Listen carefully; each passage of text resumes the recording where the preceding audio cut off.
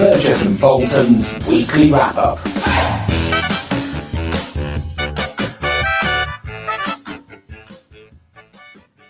Hello, Ben. Hello, Jeremy. Happy Friday. Yes, happy Friday to you, and welcome everybody to this week's edition of Burgess and Bolton's weekly wrap-up, where we look at everything to do with the London market, technology, change, innovation. This week, we're going to centre on comms and brand a bit, aren't we? As well, touch on a bit of digital. And Ben, I've got a surprise for you later, because I've got a brand new jingle. So if that is not a reason, everybody who's been watching the show for a while knows the production values are very important to us on this show. So it's worth hanging around to the end. We haven't had a new jingle for a while. We haven't. Let's start with the biggest news of the week, Ben. Tintech? No. Yeah. Yeah, election. Election 4th of July. Who'd have thought? Certainly none of the Tories MPs had any idea. But anyway, that's an aside. So it's quite interesting, this, isn't it? And we're gonna tie it into our kind of comms and brand kind of theme a bit. Because I'm really interested in politics, but I'm also really interested in kind of the communication side and kind of the way that the press and politicians and parties kind of merge around to try and spin some kind of narrative. And this was a pretty bad way to start in the pouring rain. And you just wonder what's going on, because the headlines the next day were obviously amazing. Drowning out the Northern Echo. Not sure this one works, but how long will he reign over us? I think that's a royal family one, isn't it? That's not. Yeah. Doesn't work, does it? I like Drowning Street. That's good. Things Drowning Street's great. Yeah, things can only get wetter. I mean, that's the Daily Telegraph. That's cracking. Yeah, my son works for the Daily Telegraph. Yeah, that was a really good line. I mean, isn't it funny that because it's so bad that even the Telegraph had to acknowledge come out with that.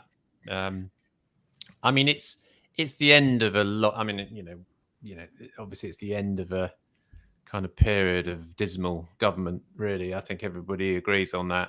But even the Telegraph is considering whether they go Labour or Conservative, apparently. And obviously that headline rather says that they're just as fed up as the rest of us.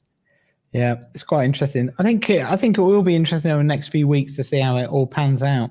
And also, one of the reasons, why the hell did he go so early? I mean, why did he go so early? What has he got? It's a panicky thing to do. And then even when it comes to the bloody press conference, they don't look at the forecast to check whether the rain's coming in. I've got a thing on my app which says rain in the next hour, and they could have waited 3/4 of an hour and not had that terrible look. Yeah. So we'll see whether. We wouldn't have done that, would we? No. On an OB, we'd have taken a sunny day. That's it. We're going to go outdoors when it's sunny. So I think that's really interesting. So we got a fun few weeks ahead of us. Well, it's a long time, and it's 6 weeks, but clashes with the Euros. Interesting timing for all that. So interesting. Well, we could do a little poll tracker on here, couldn't we? Because there's all sorts of interesting stats coming up around whether the Euros will give them a bit of a bounce or give Starmer a bounce, or if we lose. But we'll only get to the quarterfinals. We're only up to the quarterfinals, isn't it? I think so. The quarters are on the Friday. We only reached the quarterfinals anyway, so that's fine. Yeah, I'm sure. I bet that did play into what they're thinking, But anyway, it's so fascinating. But let's move on and bring it into kind of insurance land, because we both spotted a thing on LinkedIn, which was from the LMG, Caroline Wagstaff, about putting an announcement on the Tube platform about why London matters. Now, London Matters, a big report that have been doing quite an important piece of work And immediately I thought, wow, that's amazing. They've put some stuff on the tube, a bit like Beasley, as I say in there, inspired by Beasley's takeover, and it certainly attracted some attention. Paul Calvert here, he got his calculator out and started to work out what these numbers meant. Contributed 59 billion to the economy, enough to pay every NHS nurse and midwife for, how was it, 3 years? Something random. Anyway, then it turns out to be a fake to drive attention, which seems to be working well. And it did, because not everyone picked up on it, because Adrian Leonard also said, we're missing something from a messaging perspective. The average tube rider won't have a clue that this ad is referring to the wholesale and commercial insurance sector. Which he replies back, it's a fun fake to get attention. And he actually goes on to say it's a good idea by the boards and mention insurance. And I was looking at this and I was thinking, what is this about? What are these numbers about? So just to put it in context, I mean, London Matters 2014 on the left, 2017 on the right were big reports into the competitive position of the London insurance market. They really did. They were kind of a line in the sand in order to give us a benchmark about how inefficient the market was and what needed to be changed on an operational and technical level in order to bring down the cost of placing business and doing business in the London market.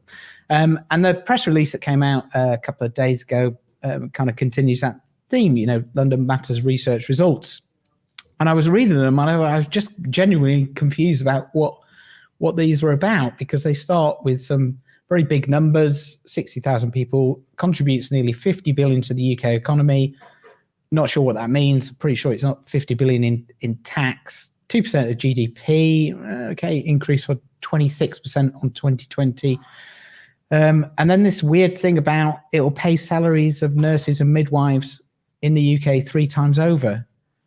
But it won't, because they're insurance companies. I just don't understand it. Anyway, maybe I'm just thick and I just can't get it. But no, anyway, yeah, go on. Yeah, I was just going to say, then the report, this press release, kind of does get into the usual stuff, which says Sean McGovern here talking says that we've got to be careful to, when we think about other centres, the rate of growth has been slower than our key competitors.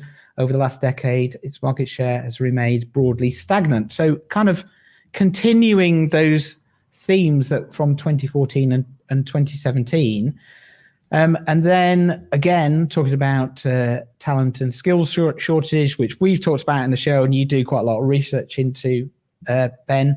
And you go, okay, well, now we're getting back into the traditional area of London Matters. But actually then when you download the report, it's why London Matters, and it's kind of almost like a brochure on the work of the London market and how it works, and almost like to put it out to, which is brilliant. I'm going to use this all the time for my new employees, but I can't, there seems to be some kind of disconnect here look, my theory, I take your points. I think my theory is that this has to work hard for not as big a budget as they used to get before when they had Boston Consulting Group. And I don't know that for a fact, but it just feels to me like this is trying to do 2 things at once, which is championing the market with some good statistics and then drawing attention to some of the challenges. I think the original London Matters did more of the latter, the challenges and why the market was needed to change and modernize and so on and so forth. And that was a catalyst for change. And there's no question about that. I think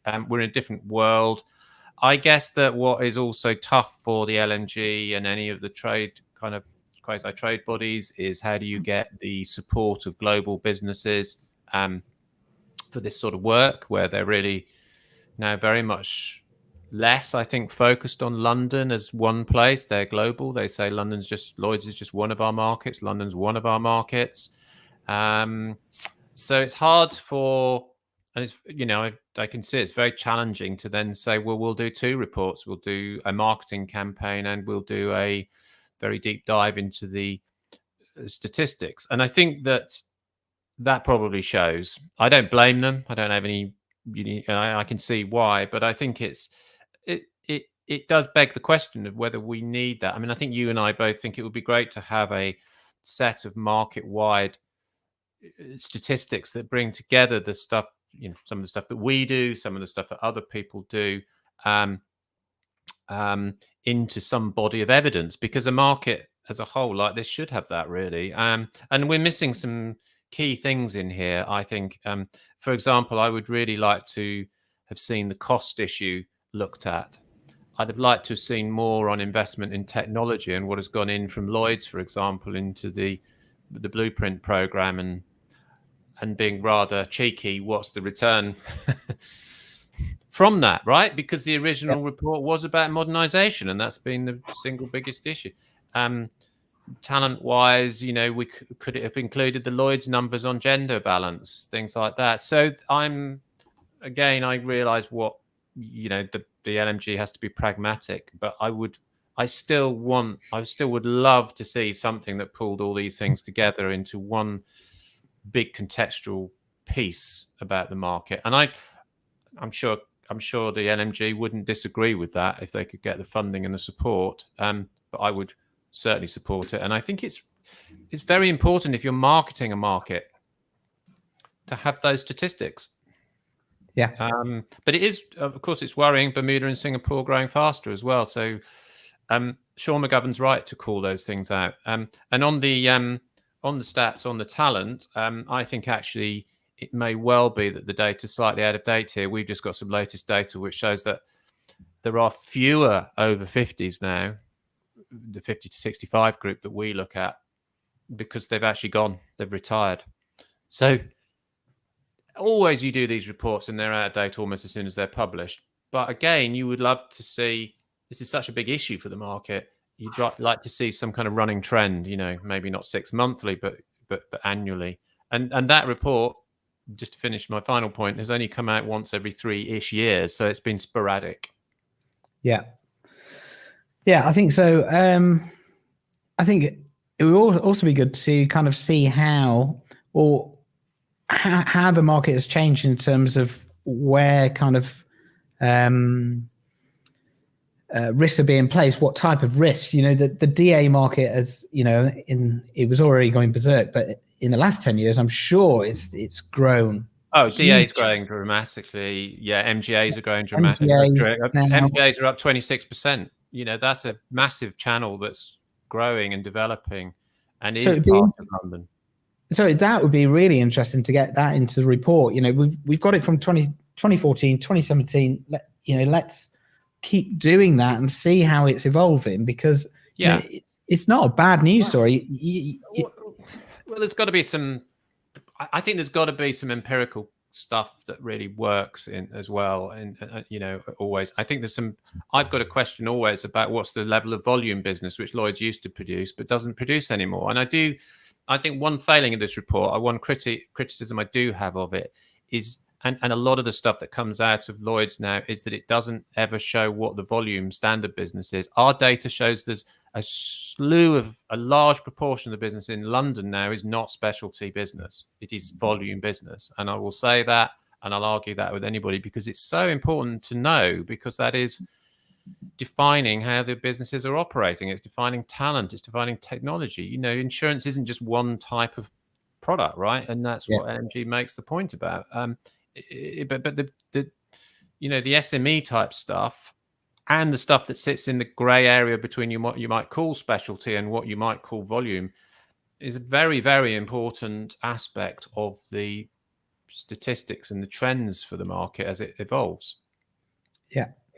And if we're going to pay for all those nurses, we need to make sure we know. Yeah, exactly. Well, I'm slightly with you. I don't really know where the nurses come into that. My daughter's a nurse, so maybe she can explain it to me. Yeah.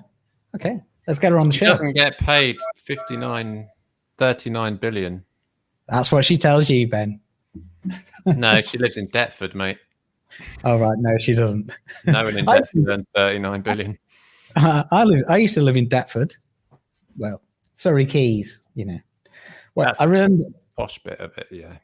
Well, it wasn't at the time. I remember we bought the flat. We walked around the corner for the first time, and there's one of those yellow boards saying there was a murder here 5 days ago. I was like, oh my God, what am I doing? Anyway, it's very mixed. It's very mixed, but rather beautiful part It of is. London for anyone. I had who's a great there, time. Yeah. Right, very good. Right, let's move on. Let's talk little bit about the Bieber conference. So there was a note on LinkedIn. I haven't got the clip of it, but it was from Elliot Green, wasn't it? And he was, basically he said, in my opinion, Bieber is by far the most social event of the year. Lots of drinks, flows, party, but I've heard lots of talk around the money spent by vendors and insurers on their stands and parties.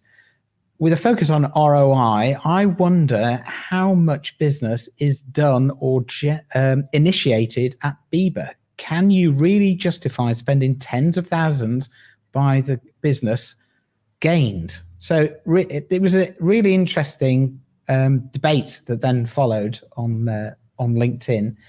And to tee things up, we thought we would play, or at least attempt to play, a clip from Bieber so we get a sense of what these stands are like. So let's have a look at this clip and then we'll come back.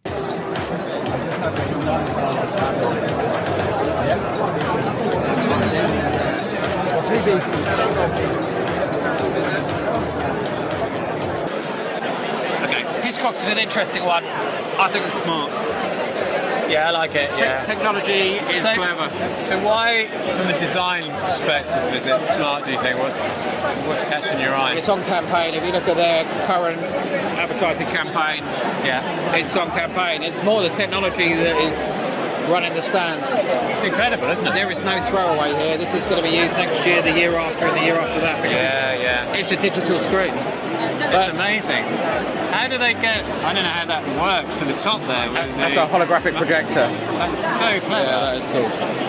It's just so on campaign. If you look at the headlines running, that classic Hitchcock, black and red. Sit again. The other thing for this is the script, the way that works when it goes dark, you see all the people really clearly. Whereas on some of the other stands, it's hard. It feels a bit too busy. If you look across, for me again, if you look for standout, look at that stand when you look down the aisle. They've got that. Standout. Brand standout for me. It's really good. It's cool. It's very. I'm with you on that completely.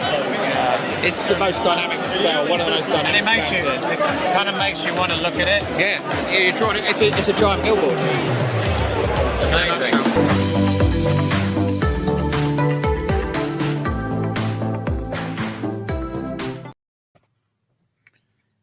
I like the music at the end there.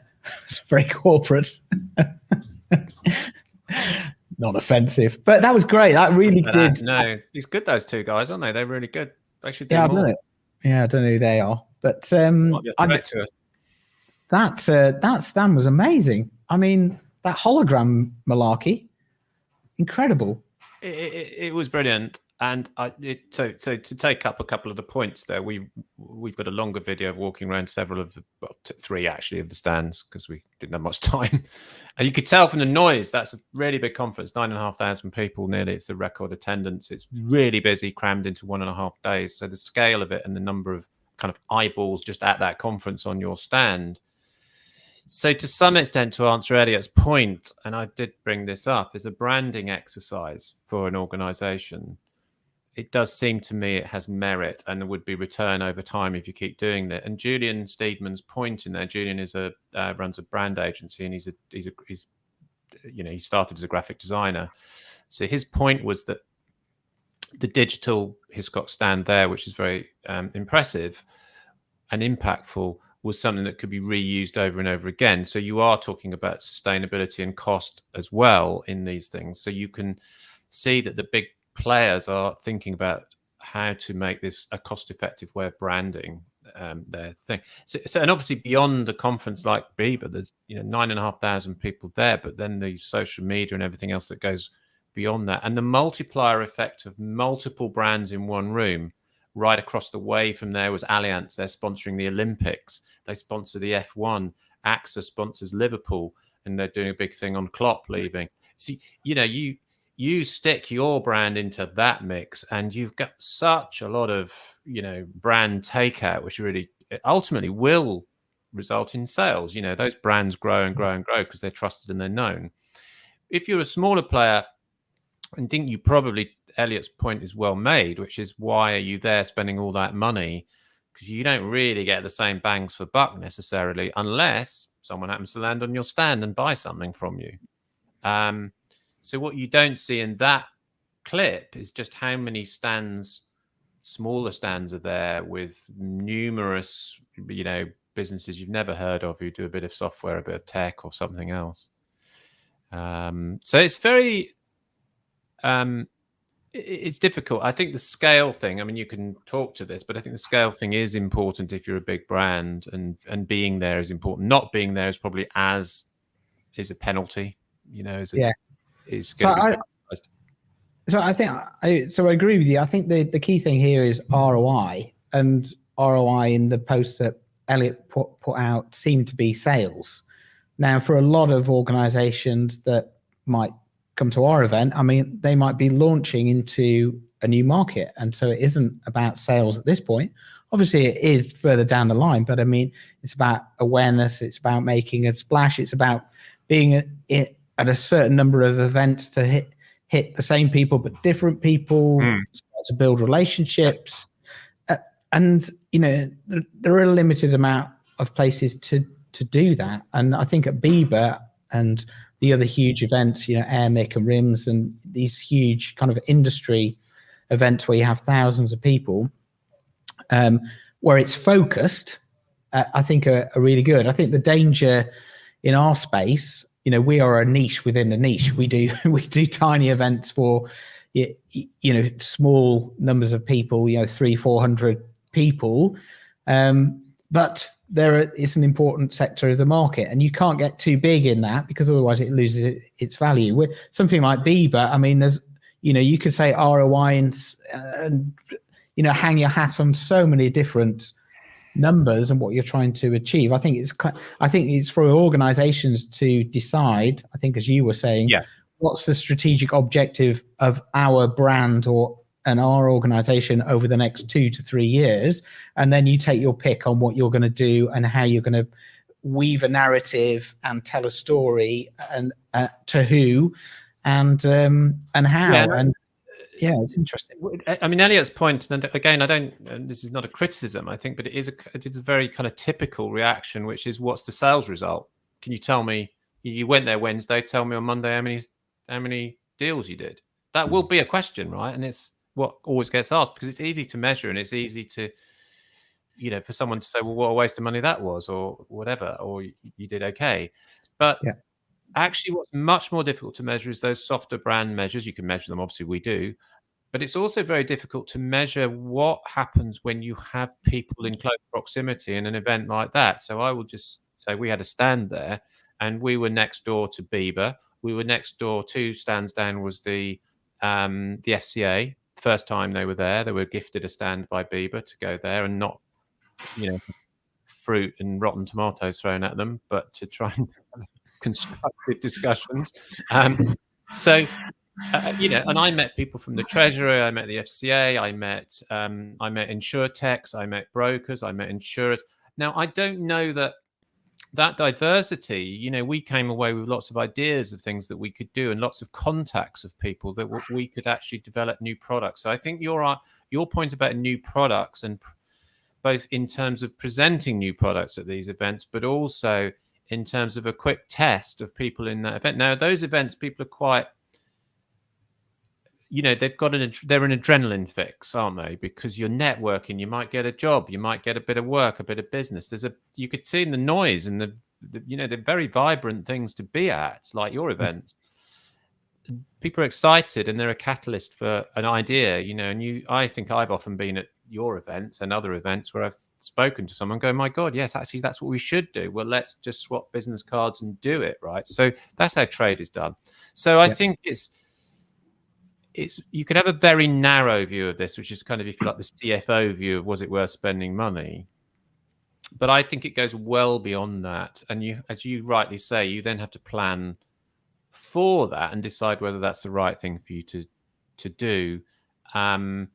If you're a big brand, I think you have to do it consistently over a long period of time at all the big conferences. You just have to be present. Yeah, I think I'd Because probably it builds a brand, right? And if you're not there, boy, oh boy, do you get noticed. Yeah, you do, and also it from a a supplier's point of view, it allows your salespeople to get into situations you probably wouldn't be able to get into in any other environment. And I think that innovation and sales and test bit is really important. I go to conferences quite a bit now, other people's conferences, and I go there because I get to meet people. Some people I know, some people I don't. But actually, to test ideas and sound people about my theories about whatever the election, whatever else. You also get a sense of the industry, don't you, from these things? Because we can sit here spouting off, and then we go and, well, you'll be knocking off now, but I'll be doing some work this afternoon on my computer. It's very, it's kind of nothing going on. You're not meeting people. But when you suddenly, all that stuff that you do that's mental, not mental, I mean mentally in your head. Yeah. That was terribly articulated, wasn't it? The stuff that you do that's in your head, the theory, the stuff you plan and write and documents, when you get to these events, suddenly it's like real because it's human beings and it's people. And I know everybody's bored on about that, but my God, it matters because it's energy basically, and you need energy for business to be successful, and that's it. Yeah, good. So Elliot, entirely wrong in his supposition. That's it. No, it's a great question, Elliot, because you'll probably see this and we'll have a coffee and we'll talk more about it. It's a really interesting discussion. He'll definitely take a selfie with you, whatever you do. So it's not. No. It's not that Elliot. It's Elliot from Arch. Oh, is it? Okay. It's another Elliot. There's a lot of Elliots. There are, aren't there? I did see Elliot from Genesis. Okay. Good. Selfie was done. Right. So I wanted to kind of quickly. So last week I really quickly gave a summary of a conference I went to. Lead on from conferences, which is the leadership. Insurance Leadership Forum, which is actually about AI within insurance. Sorry about that. I don't know if you can hear that buzzing, Ben. Yeah, drilling. Yeah, someone is drilling outside the office. Just very helpful. I think that's the best thing.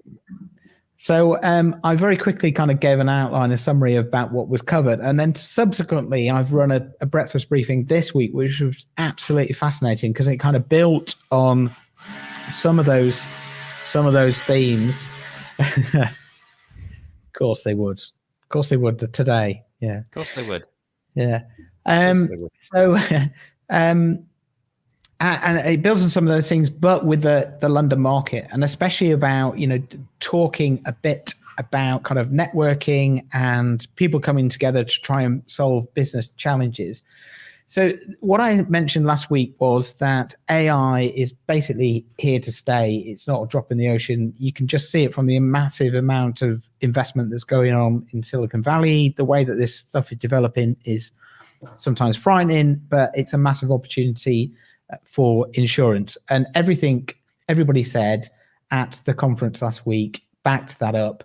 Everybody said this is a strategic objective for their organizations and they needed to have some kind of plan.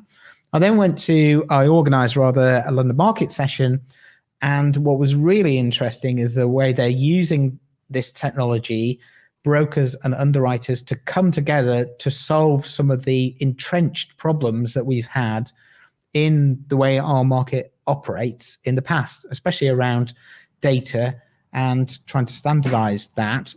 Because that will remove a lot of the frictional costs that especially underwriters have, and start to improve that kind of bottom line. So it was suddenly this stuff is becoming real. Suddenly, since TinTech, since the event last week, since this week's breakfast briefing, stuff is just moving at pace, and I can now see that once these kind of entrenched problems that we've had over many, many years that we've tried to solve through market initiatives or the target operator model or now the blueprint, whatever, I think, there's going to be, as somebody said, we've broken the back of this problem in terms of convincing people that this is the way forward, number one. And someone else said the ball is rolling down the hill. It won't stop. It's going to be like a snowball. And it's just, and it was the most. What, is it a ball or a snowball? It's the first one's a ball, and then the second one is a snowball, because the ball was going really quickly, and then the snowball's getting bigger. All right. So yeah, it's both.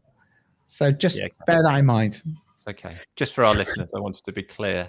Absolutely, I want to be clear on this. Let me be clear. It's a snowball, really, isn't it?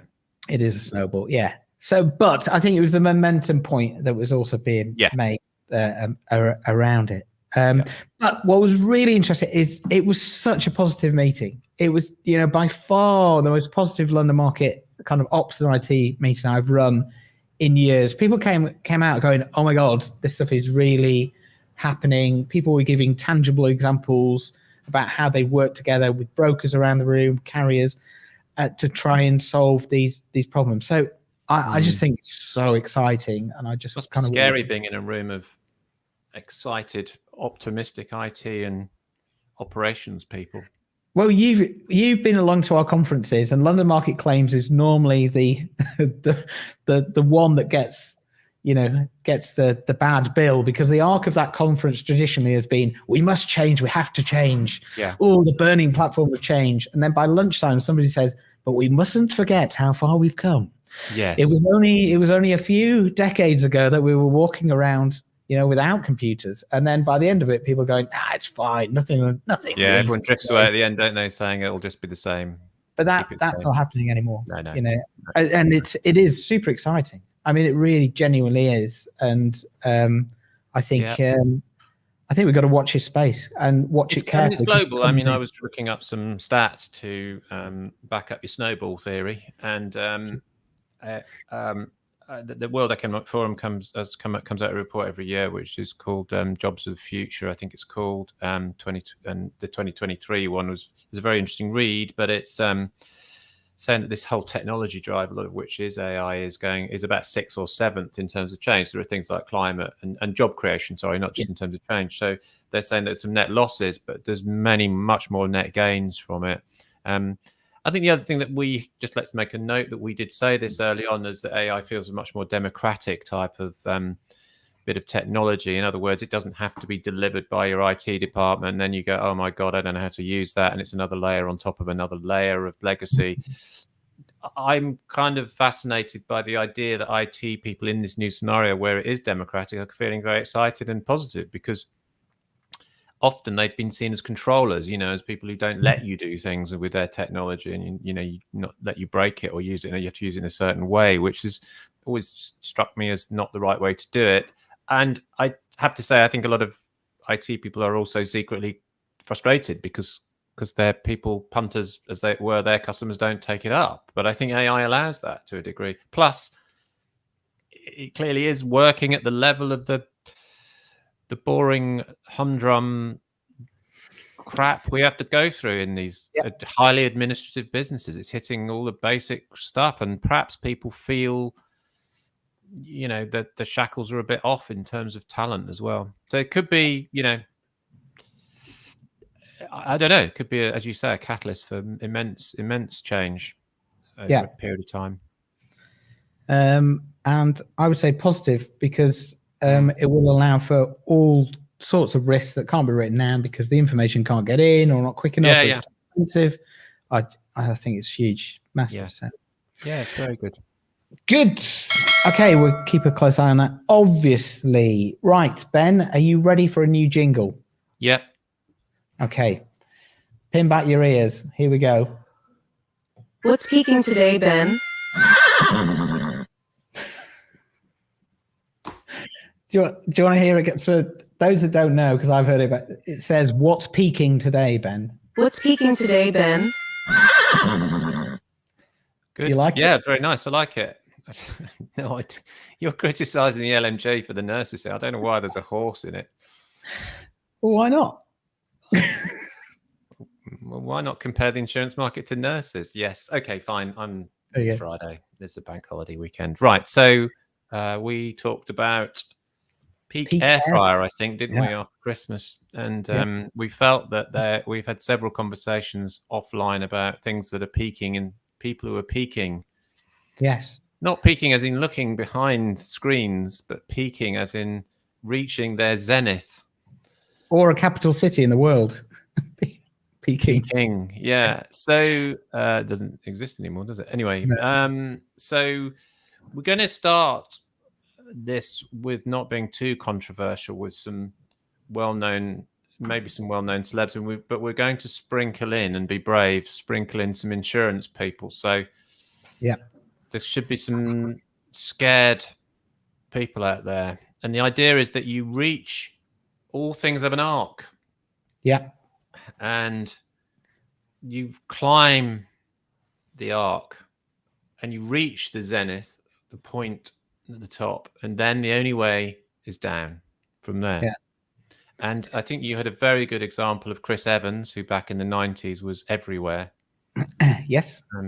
Don't forget your toothbrush, Virgin Radio. You couldn't, no media that you turned on was Chris Evans not on. Yeah, that's it. And who is it now, Ben? Ramesh Ranganathan. Yeah. I mean, oh my God. Has this guy not done any? I mean, he's on everything. The credits list is huge for Ramesh. He's done well, hasn't he? He's in Avoidance, W1A, Jamie Johnson SC. I'm just reading a list. A League of Their Own Road Trip, Cinderella, King Gary, and he's even in I haven't seen it, Chicken Run, Dawn of the Nugget. There you go. He's on every show. If you want some guy to comment, he's on every panel show and everything. And then, of course, he started off as this kind of slightly awkward, slightly overweight comedian who had a certain air of vulnerability. But now, look at him. Sharp suits. Yeah. Fancy, eye furniture. And he's lost weight. I mean, he's like some kind of weightlifter or something now. Yeah. And anyway, my prediction is this is peak Ramesh Ranganathan, and by the time we get to next year, it'll be fizzling. Well, that's certainly a line in the sand. We'll see. I don't know if I agree with you. I don't think he's reached his peak. I think there are things that he may still do, like Eurovision. I don't know what else. Football. Well, there are some that will buck the trend, and that'll be easy. That'll be an interesting thing to follow. I mean, Anton Deck, for example. I mean, they've been peak for a long time, apart from his alcoholism episode. Yes. And his divorce. Yeah. And all those things that we won't dwell on. But there was a gap, but they've come back, right? So you can be called as peak, but then you may actually become sustainable, which I think is a possibility, but I'm not sure that Ramesh Ranganathan will be that person. That's he's gone too thin and he's too much of a weightlifter. He believes his own PR now. Oh, there you go. So that arc is actually quite well known as well, isn't there? Kind of massive fame, then knockdown, and then the resurrection. Sometimes resurrection, or sometimes you just disappear.